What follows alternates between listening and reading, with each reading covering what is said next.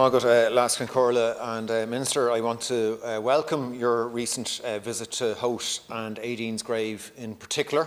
You had the privilege of seeing firsthand the beauty of the area and seeing the importance that it has in terms of biodiversity and heritage. Minister, Aideen's grave is a culturally significant Neolithic dolmen located in Howth. It dates to around 2500 BC. It comprises two portal stones around 2.5 metres in height, a collapsed doorstone and a colossal roof stone measuring 5 metres by 4 and 2 metres in depth. And you will of course seen this. The roof stone still rests on the upper edge of the portals above the collapsed chamber. It is the second largest dolmen in Ireland. Only Browns Hill dolmen in County Carlow is larger. Since ownership changed in 2019, there have been ongoing concerns about access to Howth Estate and Aideen's grave, arising from the erection of a significant amount of fencing and the denial of access to the dolmen to an estimated 14,000 people who took part in organised visits to Howth in 2023 alone.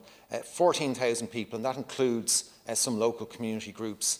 Last year, Howth Access Group wrote to both Fingal County Council and the owners of the estate to request discussion on recognition of long-established routes as official rights of way. The letter was co-signed by multiple active local community organisations. The request was not agreed to by the landowners. So, Minister, it's very positive that you've visited, but I want to ask you, what are you now on foot of that visit going to do? What will you do to ensure that public access to this important part of our heritage is protected? Will you ensure that Aideen's grave is designated as a national monument? And will you write to Fingal County Council, as provided for under the Historic and Archaeological Heritage and Miscellaneous Provisions Act 2023, Section 89(5), will you write to Fingal County Council and request that they use their powers under Section 206 and 207 of the Planning Act to establish rights of way through the Howth Estate in order to protect and vindicate the public's right to access the dolmen for current and future generations? And just make this point to you, Minister. It's great that there's a value for our heritage like this, and we have that across in the local community, and I know that you value it. But in order to protect this and vindicate, the public's right of access, it requires us to act. And otherwise, we will see over time, we can see diminishing in that access. We've already seen to have 14,000 people in organised groups in 2023 alone, not previously would have been able to access this, not being able to access it is very regressive. So it really requires all of us to act, and requires you as Minister to act. So just look forward to hearing what you have to say. Teachta, and again thank Deputy O'Callaghan for raising this issue, and certainly I did visit there recently, and it was a wonderful visit. Howth Portal Tomb, also known as Aideen's grave, dates from the Neolithic period, and it is a recorded monument situated in Howth Domain townland. Within a peninsula of great historical and archaeological and amenity importance, it is an important landmark. As a recorded monument, Aideen's grave is afforded protection under the National Monuments Acts, and should the owner wish to carry out or to cause or permit the carrying out of work in relation to it, they are required to give notice in writing to the Minister for Housing, Local Government and Heritage for their proposal.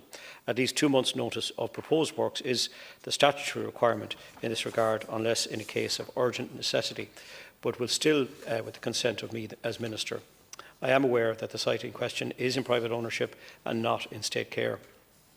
I can confirm indeed that I recently visited the site, and a really interesting site with local representatives. I was very grateful to meet both representatives of the landowner and members of the local community, and glad to see that there is good cooperation between them on the ground. I want to thank Cian O'Callaghan of Shane's Howth Adventures for taking us on a very entertaining tour, and then later out on the boat with the water boys blaring out around Ireland's Eye, and to Caroline Parker of Deer Park in particular for their hospitality on the day. I understand the public is welcome to visit the monument, but there have been some issues as regards organised visits and community organisations. I also understand that local community groups have been in contact with the owners of the site to discuss the issues of public access to the monument, and that the owners have offered to meet with any concerned parties to try to come up with a way forward. I do hope that a resolution will be found which ensures that both locals and visitors continue to enjoy access to this important monument. The fact that the site is in private ownership means that I, as Minister, have no role in the issue of public access to the monument. The Deputy will also be aware that the recently enacted Historic and Archaeological Heritage and Miscellaneous Provisions Act of 2023, once commenced, includes provisions in relation to the creation of a public right-of-way to a monument. You'll be very familiar with this Act, having helped progress it through the Houses. And this was included in response to a debate as the bill progressed through the Oireachtas.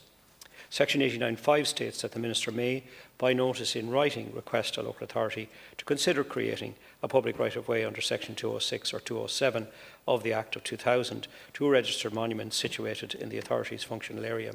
Section 89.6 provides for the relevant local authority to give formal consideration to any such request, including by way of recommendation to its elected members.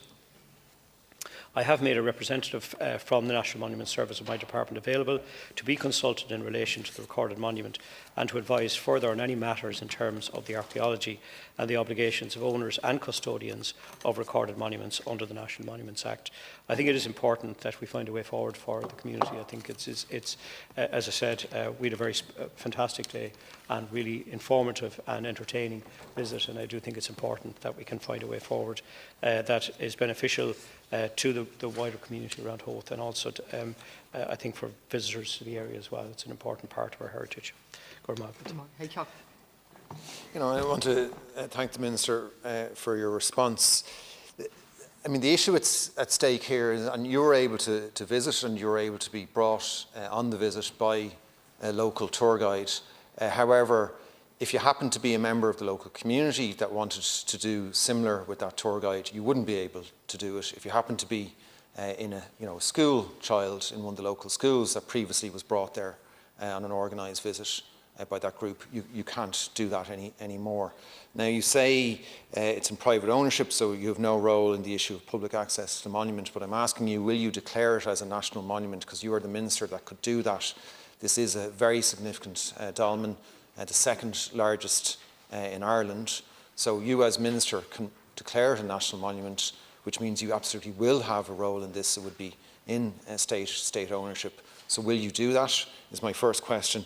And then secondly, you've cited Section 89.5 of the bill that I have as well, saying that you have the ability here to write to the local authority on this. But I'm asking, will you use that provision in the bill?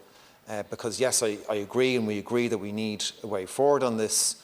However, efforts to date by the local community to engage with the landowners, haven't been successful on it. Requests to establish a right-of-way under Section 206 of the Planning Act haven't gotten anywhere. And what we need is to have certain definite rights-of-way. We need it to be a national monument in state ownership.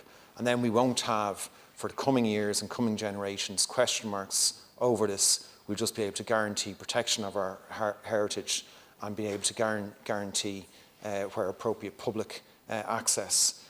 So I'm asking, are you going to act on this? What actions are you going to take? It's great that you're supportive, but are you going to write to the local authority under the section of the bill that you can? And are you going to declare this as a national monument?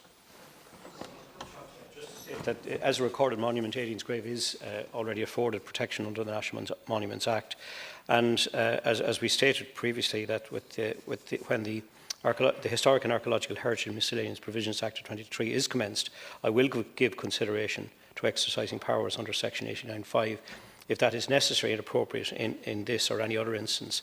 It's not something I can decide in advance. And just to state, pardon. Again, I can't give a specific timeline, but we are progressing with it. I can try and come back in terms of a timeline on that. And just, I suppose, specifically to note that the amendment under Section 89 of the Act doesn't alter the general position that the Minister has no role in terms of imposing any public access to privately owned monuments. It will, however, when in force, which obviously depends on both commencement of the Act, as well as the new register which has to be established, enable the Minister to formally ask the Planning Authority to consider using its powers under the Planning and Development Act of 2000 to create the right-of-way. So the Planning Authority is then required to give formal consideration to establish the right-of-way, and to be clear that as well that the provision isn't in force until the commencement, and even if commenced now, would not be of any use until the new register has been established. So there's quite a few steps to be progressed until that time. And the provision in section 89 will have to be amended consequentially in the new planning bill as well. So there's quite, again, that's another stage. So it will likely take a different form even before it's commenced. But as I said, I have officials from the National Monument Service engaged in this.